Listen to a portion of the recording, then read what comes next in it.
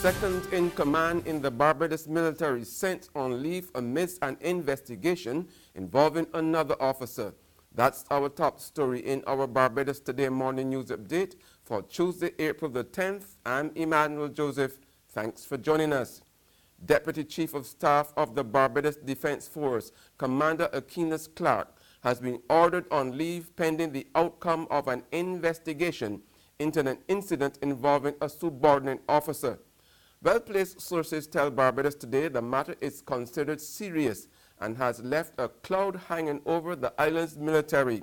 However, senior BDF officials have so far been tight-lipped on the recent incident, refusing to confirm that it even took place or that a probe was underway. Adjutant Major Jackie Morris told Barbados Today she had no knowledge of an investigation involving the second-in-command of the BDF, but she did confirm that Clark was currently on privileged leave, the BDF's equivalent to vacation leave.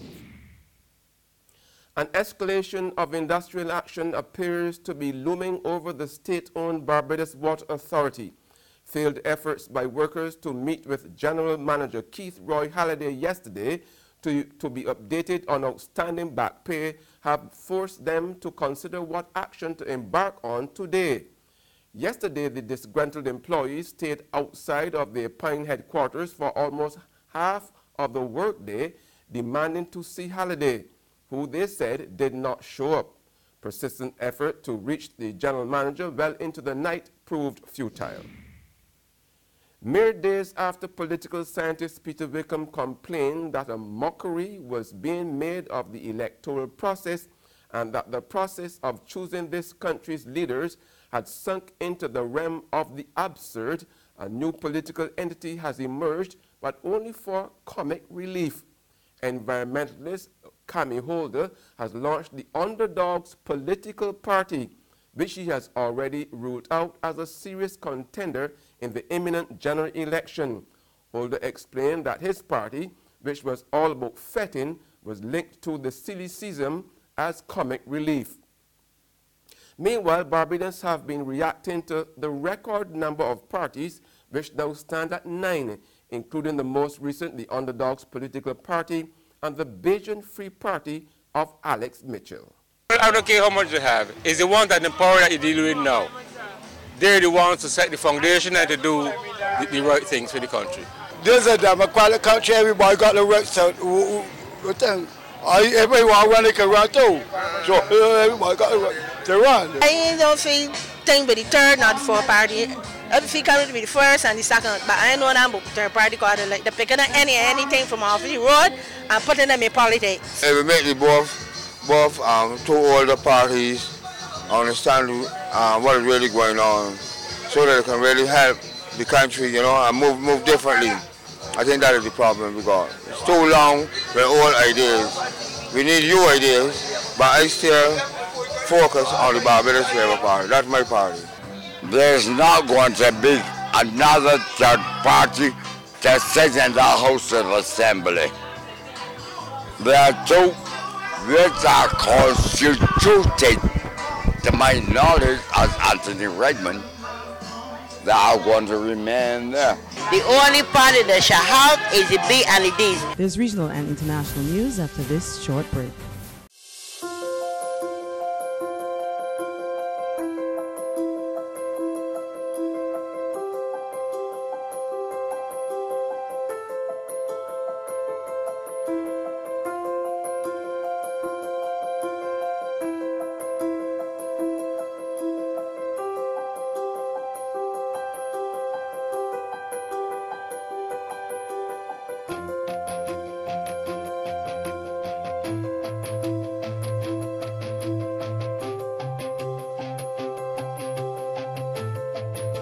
Barbados Today, news you can trust.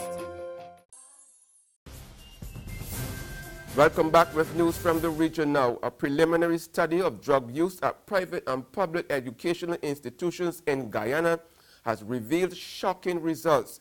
However, while not disclosing the results, Minister of Public Security Kenraj Ramtatan said a collective effort of parents and teachers may be the answer to the problem. More in this HGP-TV report. Earlier this year, the Customs Anti-Narcotic Unit, CANU, announced that it had discovered a drug ring at 2 schools in Georgetown. Since then, the government began paying increased attention to drug use in schools, and the preliminary findings are alarming. That's according to Minister of Public Security, Kemraj Ramjatan. We had done a study about licit and illicit drugs in our schools in Guyana here. And I was shamed and shocked at what's happening in our school system. According to Minister Ramjatan, while it is the job of authorities in the security sector to handle such matters, these incidents can be minimized and eventually eradicated in schools if both teachers and parents take proactive measures. But it has to do with a lot of factors. The parents just don't curse down the police force for not enforcing our CANU or NANA. Parents too. Teachers. It will require a collective effort. And on the international scene, the U.S. and Russia have traded threats at a United Nations Security Council meeting over the suspected deadly chemical weapons attack in Syria's eastern Ghouta region. At least 70 people, including children, died in the rebel-held town of Douma as a result of the alleged chemical attack on Saturday, according to aid groups working on the ground. Moscow has warned the United States of grave repercussions if it carries out an attack against Syrian government forces. The Russian UN ambassador, Vasily Nebenzia, spoke about the fabrication of these accusations. He says the slandering is a provocation and that the use of chlorine is unconfirmed. Thank you, Mr. De Mistura. The U.S. envoy to the UN, Nikki Haley, said the U.S. will respond to Syrian chemical weapons attack regardless of whether UN Security Council acts or not. She said history will record this as the moment when the Security Council either discharged its duty or demonstrates its utter and complete failure to protect the people of Syria. She added, either way, the United States will respond. And that's news, but for the very latest, visit our website at www.barbadostoday.bb. You can also subscribe to our e-paper, email updates, or like us on Facebook.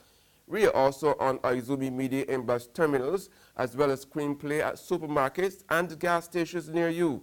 You can also hear us on Mix 96.9 FM. I'm Emmanuel Joseph. Have a fantastic day.